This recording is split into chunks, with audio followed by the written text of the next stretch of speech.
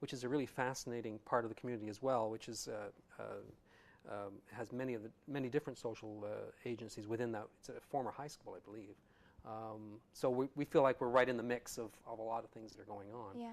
But that's where we're located, and we service what is essentially known as the Rideau Rockcliffe ward within the city, which is Ward 13. Which is such a fascinating ward. It's really, actually, what's fascinating about it is that it's the when you look at the map and you look at the economic circumstance, both the richest and the poor. It's just such a quite a mix. Yeah. You know, I mean, we include Rockcliffe, which is so I consider the Governor General my neighbor. You're good. Good. I haven't dropped in yet, but I'm sure she'd welcome you with open arms. That's right. And so we have that area as part of our draw area, as well as one of the largest concentrations of social housing in the city of Kingston as well. Right. City of Kingston. Sorry, City of Ottawa. Well, and I think that's what makes it such an interesting area, too. It is. Because it's got that total mix. That's right, and it has an interesting cultural mix as well. Yeah. I mean, as I said, I have a neighbor who's from the Middle East. My neighbor on the other side is from Italy, and it's wonderful. Yeah, absolutely. We have great big tossed salad. We have great street parties. I bet you do. Again, back to the food. That's right. And the good wine, I'm sure, if you've got an Italian neighbor. I do, yes, that's right. Well, actually, he's brand new. My former neighbor just left this summer. He was Portuguese. Oh, yeah, same thing. Same thing. Yeah. Well, I also wondered, you were talking about the fact that you got interviewed for the Overbrook Forbes Community Resource Center, volunteering that you're now doing, but you went there with a fairly open mind. I'll try this, I'll see what it's like. Tell me, though, how you choose to become involved in other organizations, too, because you're involved with them, but you do other things as well. I've been doing other things as well. Yeah. One was, around the same time, I guess, was my growing involvement with the Community Council of Overbrook. Okay. Now, this interest, as I found out over time, was an organization that had been around for many years. I mean, I've seen reports of it back in 50 years or more, kind of like a little community group. And at different times, it had its, difficult times in that. And in its most recent incarnation over the last few years, there was a small group of us that have, been, taking on the challenge of, I guess the best way of just attending to more civic affairs, if you would. These are not so much social, social service stuff.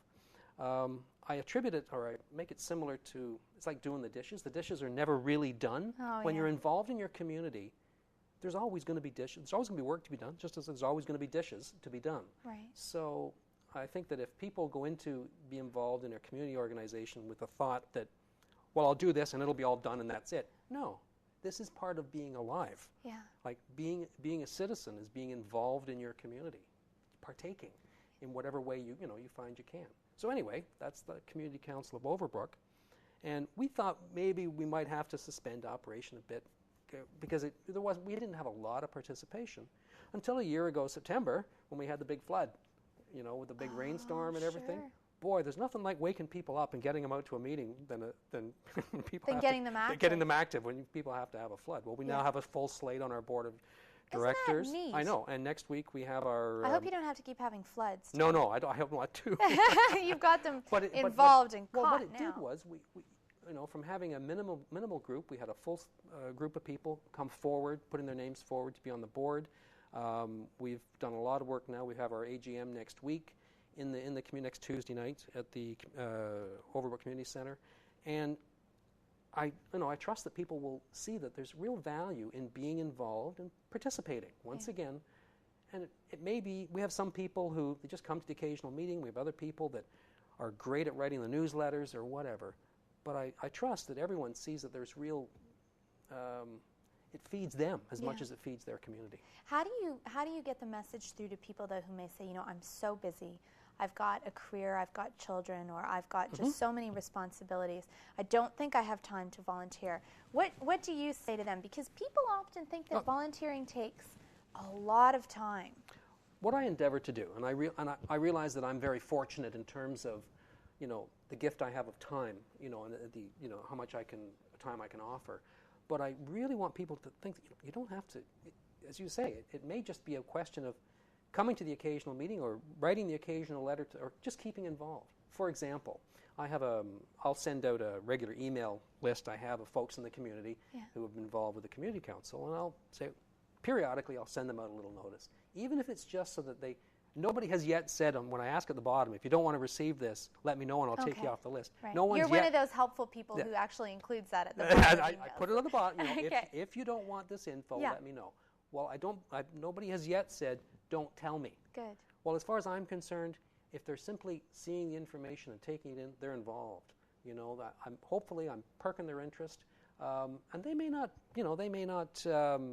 Maybe I'll see them at the AGM or whatever. But it is also nice to be able to walk down the street and have someone come. I've had neighbors come up and say about this or about that, or whether they know it or not, they're involved because they're starting to think about, what's valuable in my community. Yeah. So it doesn't have to. We're not talking huge, life commitment. It may work out to that. Sure. But they may decide to take early retirement. Who knows? All right. That'd be great. Yeah, it would be great. Yeah. Tell me about some of the events that are coming up too, because I know there's an event for Overbrook Forks Community Resource Center. There's one I just have to bring up, and it's somebody asked me about it just out before we started, and it's we have our annual fundraiser with the Community Resource Center, which is we have a masquerade ball. Oh, fabulous! And we started it last year, and it's the way in which I like to describe this is that I'm not one who will go to the big gala events necessarily. And so they talked to me about it last year. I went, oh, okay, so I went. Yeah. But it's held at the Aviation Museum. Oh, fun. Yeah, which is really quite something. And I had been there, I guess, as a child, many years ago. Do you have to dress up? Well, you can either put dress up or just have a mask or whatever. Okay, good. All right. As you wander through the plains. And you dine underneath the plains, and it's really quite interesting. And that's a week this Saturday. Oh, great. Yeah, that's a week this Saturday, and that's one of the big events that's coming up for us. It's our annual fundraiser, and ofcrc.org. You can get all the information. Okay, again, ofcrc.org. That's it. And you can get lots of information about that. That's great. Yeah.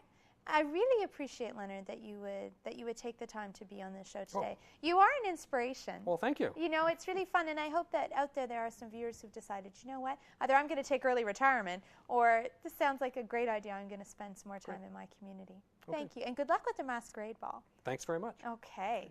Now, if you want more information about the Masquerade Ball or you have any questions at all, you can give us a call at 759-8622. But I wanted to say thank you very much for watching In Good Company today. I'm delighted that you have been here with us. Tomorrow we have a great show lined up too. I hope you'll join us for that. But I also want to let you know that if you're interested in buying hockey tickets, not buying, but getting free hockey tickets, you can do that again by calling 759-8622, and we're going to get you some 67s tickets.